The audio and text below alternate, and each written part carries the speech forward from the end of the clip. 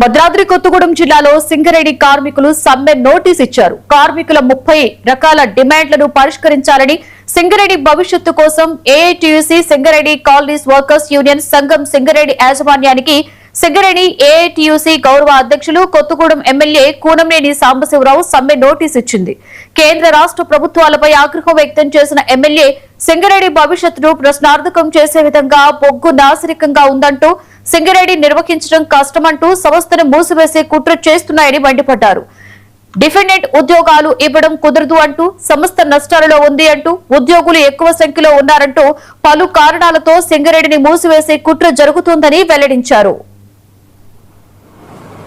సింగరేణి ఇందులో విలువైనటువంటి కోల్ లేదని, అదేవిధంగా కార్మికుల్ని ఇప్పటికే 40,000 మందికి వస్తే చివరికి దీన్ని 20,000 మందితో నడపాలని, తర్వాత 40 నాటికి అసలు ఇక సింగరేణి ఉండదని, ఇట్లా అనేక పద్ధతుల్లో సింగరేణి లేకుండా చేయాలని ఆలోచన చేస్తా ఉన్నారు.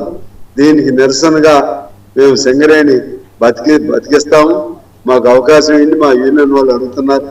సింగరేణి ఎట్లా నడవదు, ఎందుకు లాభాలు లేవో కూడా చూపెడతామని చెప్తున్నారు. ఒక పక్క లాభాలు వస్తున్నాయి, ఈ లాభాలన్నింటినేమో కేంద్రం రాష్ట్రం పన్నుల రూపాయలు తీసుకెళ్తుంది.